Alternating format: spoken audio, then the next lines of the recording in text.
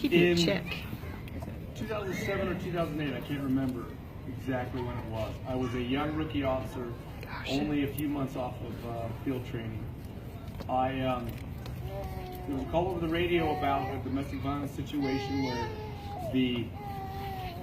the husband had brutally beaten the mother in front of their children, and then he had made suicidal comments, got into his vehicle with multiple firearms, and said he was going to do a suicide by cop type scenario.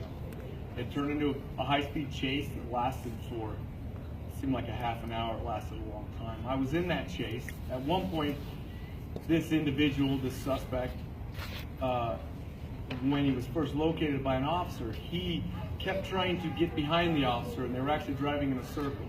He was being very aggressive and very dangerous. He ended up crashing during the chase at 12th and Wall, crashing into cars of innocent parties, and being taken down by the gang unit who had caught up to the chase. He was taken into custody with much effort, and it was a pretty wild situation, especially as a rookie officer.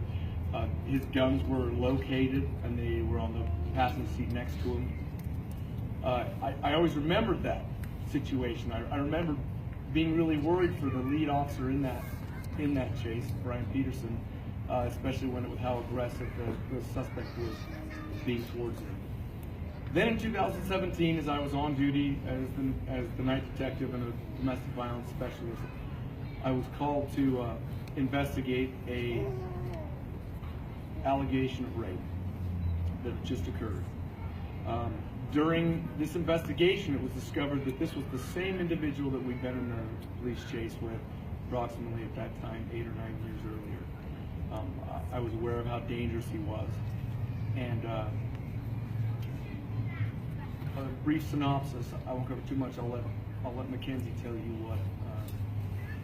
what she wants you to know. But this suspect was a disgraced soldier. He was kicked out of the military for the high-speed chase. He became a convicted felon and a restricted person. It didn't change his fascination with firearms and his being in possession of firearms, despite him being a restricted person.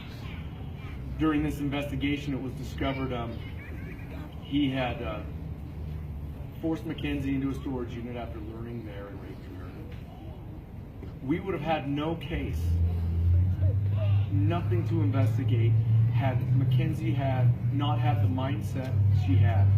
She knew things might go bad when she showed up at the storage unit because of past experiences with this individual, and she hit record on her cell phone on the recording app and then locked her phone. The suspect was so committed on the crime that he was about to commit that on the recording, he even asks her, "Are you recording this? Why are you recording this?" But he was too stupid to figure out how to turn her phone off. So the entire incident was captured on audio recording and was heartbreaking to listen to. And I had to listen to it over and over again in order to put this case together. Because McKenzie's presence of mind, because she decided to be a survivor, not a victim, she built our case for us. As it seemed at points during the investigation that the justice system may let her down, she kept strong, she kept fighting, and she stayed in the fight, and we had many conversations about this, about her staying in the fight so he wouldn't get away with this. It was discovered during the investigation that our suspect was a serial rapist, starting when he was a juvenile. Allegedly 6 previous victims that he had raped. At least 2 came forward, including his ex-wife that he had brutally beaten in front of their children. He was as disgusting as a person as I've ever seen in this job. He is a true sociopath, in my opinion,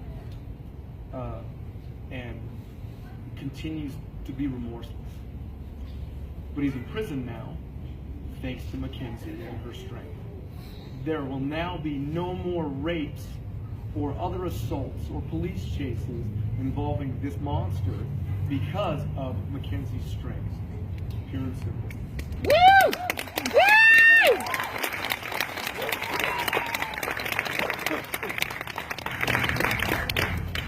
McKenzie has since completed her bachelor's degree in respiratory therapy. Did I get that